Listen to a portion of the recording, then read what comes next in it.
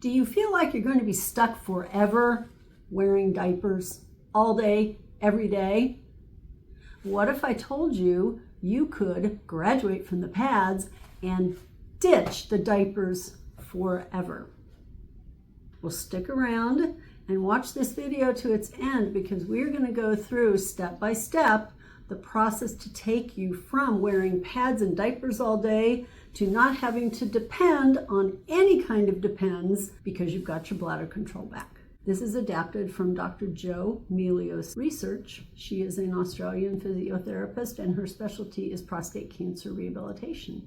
We are going to go through Dr. Milios' protocol on how to wean yourself off of the diapers and off of the pads. This is actually very simple information, but from what I have heard from so many of my patients after the prostate cancer surgery, it's just not talked about. No one has ever explained to them exactly how to do this. So we're going to give you a game plan in this video. If you want to see an example of what this looks like in real life, watch our video called Ditching the Depends. One of my former patients who graduated from his depends shares his story and his success with graduating. We went through the same protocol I'm going to show you in this video, and I hope it encourages you and gives you hope that you too can do this. Before I get into the steps, I thought it would be good to just briefly review some terms so that we're all on the same page, okay? Now, when I say diaper, I am talking about this. You might call it a brief.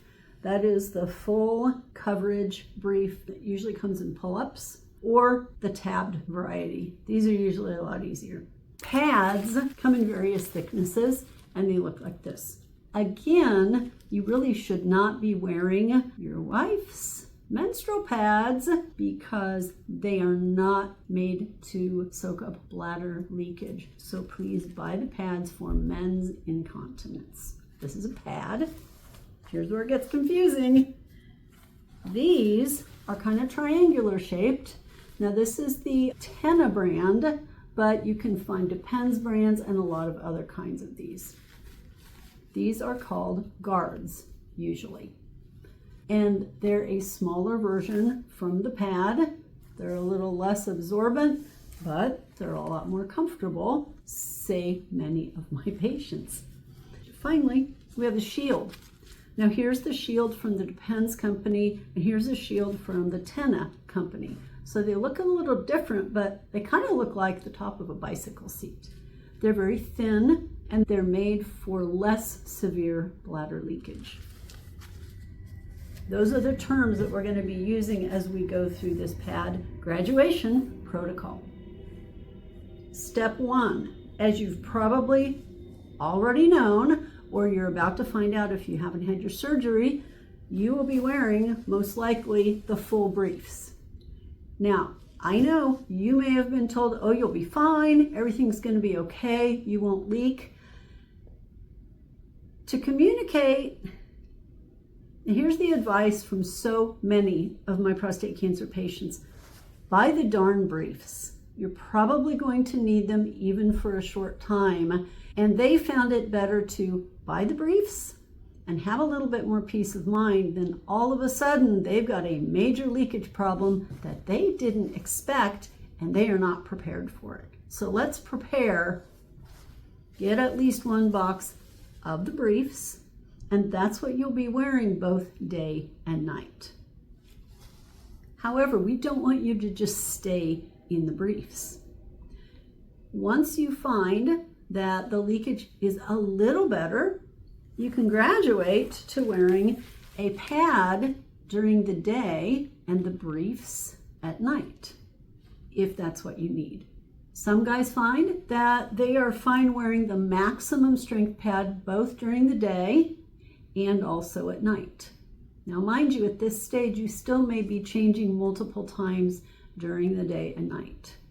As you do your pelvic floor exercises, you'll notice that you're probably leaking less and less during the night. That's the improvement that most guys note.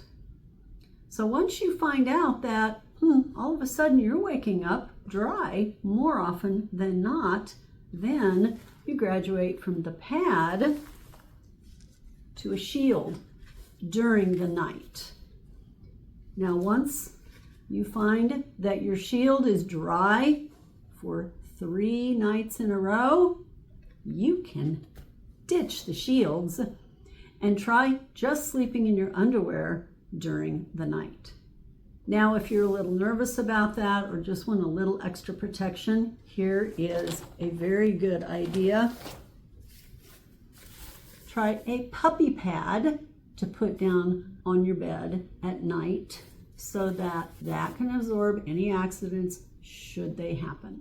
Okay, step number 4, you will gradually reduce the thickness of the pad during the day. You may go from a maximum thickness to a medium thickness.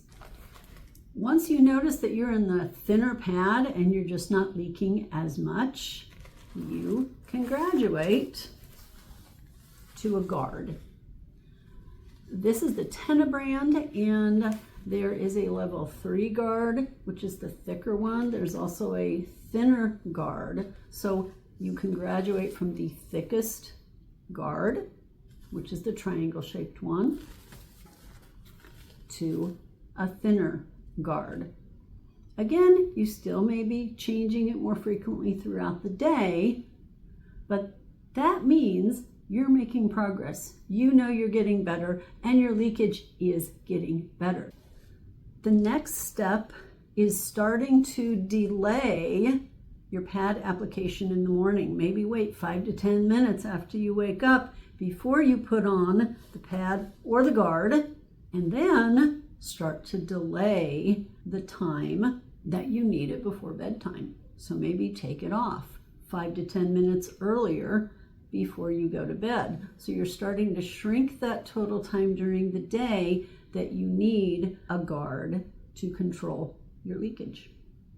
Once you find out that leakage is pretty minimal with the guard, it's time to ditch that and go to the shield. Now you'll use the shield during the day, and again, still try to sleep at night without the shield. What this is doing is this is helping get your body more prepared for life without the pads. It also helps retrain your bladder, because now your bladder knows that safety net of the diaper or the pad isn't there, so that better shape up and do its job. Same thing with the pelvic floor.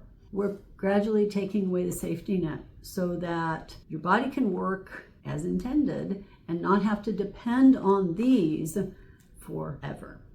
Next step, take the shield, fold it up, put it in your pocket, just in case if you are out or you're at work and you think you're having a little bladder leakage, you can use it. It's there for you. Now, if you forget that the shield is in your pocket and maybe it goes through the wash, or it's been several days and you really haven't thought about it, you get to ditch the shield. Sometimes you will still need to use a guard or a pad. For example, if you want to go out and have a couple beers with the guys, drinking alcohol will increase your urine output. Or if you're doing strenuous work or yard work, you might need a pad, or exercise as well. You might need a pad or a guard for that. So have one in your back pocket just in case for that, but that is your pad protocol. Congratulations, you have graduated from Depends. Enjoy your newfound freedom and confidence. Thank you so much for watching this video. I hope you found it very helpful and it gave you a game plan that now you can implement to graduate from the Depends and graduate from the diapers.